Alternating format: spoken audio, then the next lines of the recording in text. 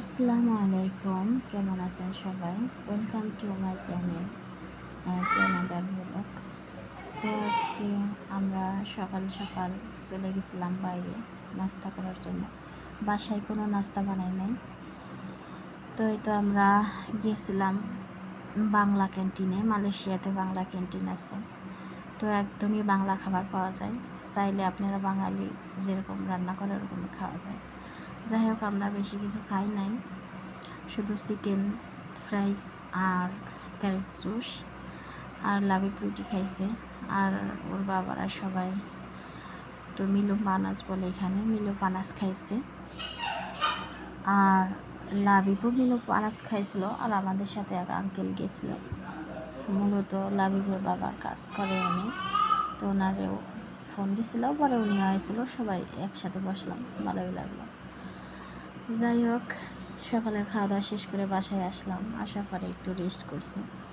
Rest করে আবার যাই হোক, আবার তো রান্না বাড়া করতে হবে দুপুরের জন্য। দুপুরে তো আবার বাসায় খাইতে হবে। তো দুপুরে রান্নাবাড়ির জন্য আমি এখানে শুটকি ভর্তা করবো ভাবছি, আর ছোটো মাছের চচ্চড়ি করবো, শাক ভাজি করবো। তো এখানে শুটকি ভর্তা করার জন্য আমি শুটকিগুলা গরম পানি করে পরিষ্কার পানি দিয়ে সুন্দর করে ধুয়ে নিয়েছি। আর এইদিকে শুকনা মরিচ দিয়ে শুটকি ভর্তা করবো আমি।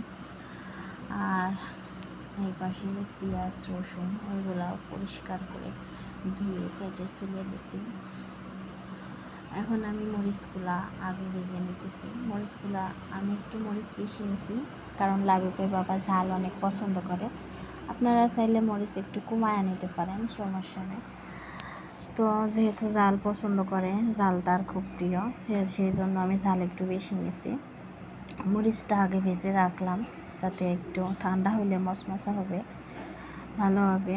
আর এইদিকে আমি শুটকিগুলো এখন ভেজে নিতেছি। শুটকিগুলো কিন্তু অবশ্যই গরম পানিতে ভালো মতো ধুয়ে নেবেন কয়েকবার করে। আমি সব ধুয়ে পরিষ্কার করে নিয়েছি।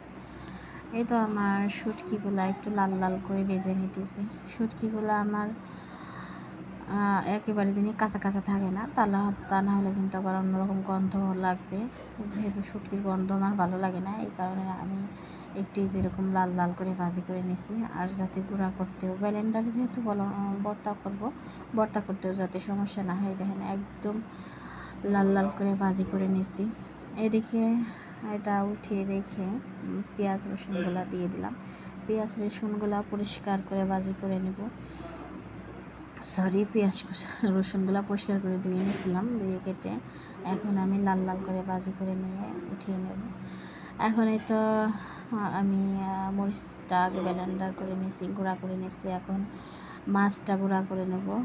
এই তো মাছটা ব্লেন্ডার করবো। মাছটা ব্লেন্ডার করে এখন আমি দিয়ে দিয়েছি রসুন আর মরিচ, এর মধ্যে লবণ অ্যাড করছি। দিয়ে এই তো আমার আলহামদুলিল্লাহ ভর্তাটা হয়ে গেছে। অনেক মজা লাগছিল ভর্তাটা। আর এইদিকে আমি দেখাবো আপনাদের আলু কেটে নিয়েছি আমি। একটা আলু বেশি দেওয়া যাবে না কিন্তু চচ্চড়িতে। যদি তরকারি বেশি দেন আর মাছ কম দেন, তাহলে হলে কিন্তু তরকারির টেস্টই নষ্ট হয়ে যায়, যে কারণে সব কিছু পরিমাণ মতো দিতে হবে। আমি একটা আলু নিয়েছি। আর এদিকে সজের পাতাগুলা কেটে ধুয়ে পরিষ্কার করে নিয়েছি। আলুগুলাও কেটে ধুয়ে পরিষ্কার করে আমি নিয়েছি, দেখেন। আর এদিকে আমি এই যে এর মধ্যে এই দেশের থাইল্যান্ডি শাক, এই শাকগুলো অনেক মজা হয়। এই শাকগুলো আমি ধুয়ে কেটে পরিষ্কার করে নিয়েছি। আর মাছগুলা আরেকদিন ধুয়ে কেটে পরিষ্কার করে ফ্রিজে রাখছিলাম, ওইগুলো আবার বের করে আজকে ফ্রিজেতে বের করে নিয়ে তো ঠিক প্রসেস করে নিয়েছি। এখন পানিতে ভিজিয়ে রেখে নর্মাল করে নিয়েছি। এখন এইদিকে আমি পেঁয়াজ রসুনগুলাও কেটে পরিষ্কার করে নিয়েছি, দেখেন, ধুয়ে পরিষ্কার করে কেটে নিয়েছি। এখন সবগুলো আমি একে একে এই যে চচ্চড়ি করবো এটার ভিতরে দিয়ে দেবো। আমি আলুগুলা দিছি, এখন আমি দিব পেঁয়াজ রসুনগুলা।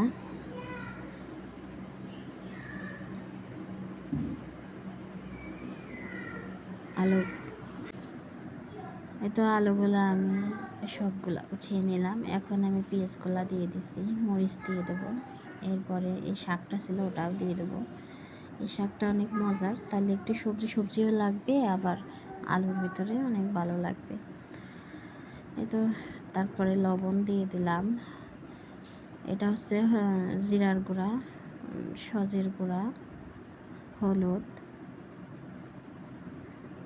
সব কিছু আপনাদের পরিমাণ মতো দিয়ে নেবেন। আর এইদিকে আমি লবণ দিয়ে দিলাম, দিয়ে ভালো করে মাখিয়ে নেব। মানে যতটা ভালো মাখাবেন, চচ্চড়ির স্বাদ কিন্তু মাখানোর উপরেই। তো চেষ্টা করবেন একটু ভালো করে মাখানোর জন্য টাইম নিয়ে।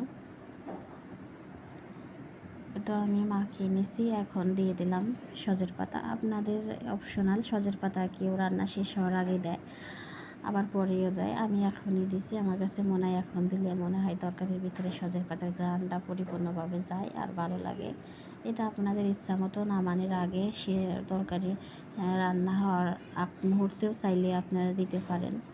তো আমি এখনই দিছি, এটা আপনারা পুরোটাই আপনাদের অপশনাল, আপনাদের ইচ্ছার উপর। তো এখন আমি পানি দিয়ে দিতেছি, পানিটা কিন্তু পরিমাণ মতো দিবেন, একদম বেশি পানি দিতে হবে না, যেহেতু আমরা একটু পানি রাখবো না এর ভিতরে। চচ্চড়ি নিচে হালকা একটু পোড়া সুন্দর একটা স্মেল আসবে, পানি সব শুকায় যাবে। অবশ্যই একটা জিনিস খেয়াল রাখবেন, লবণটা কিন্তু অবশ্যই ঠিক রাখা চাই।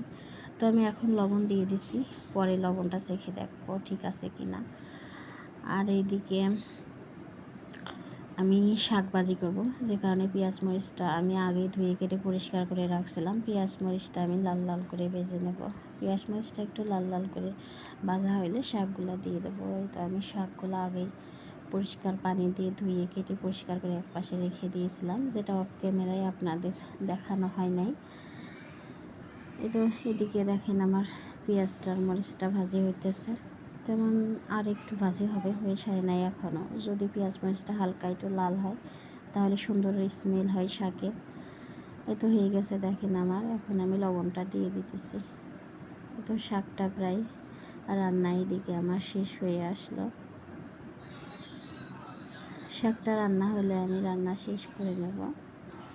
এইদিকে আমার চচ্চড়িটাও হয়ে এসেছে দেখেন, প্রায় হয় নাই এখনও, হইতেছে। তো আমি এখন বলে গোটার পরে চেখে দেখবো লবণ ঠিক আছে কিনা, দেখে লবণ অ্যাড করব। এই দেখেন আমার চচ্চড়ি একদম পানি শুকায় গেছে। ভালো থাকবেন সবাই, আল্লাহ হাফেজ সবাইকে।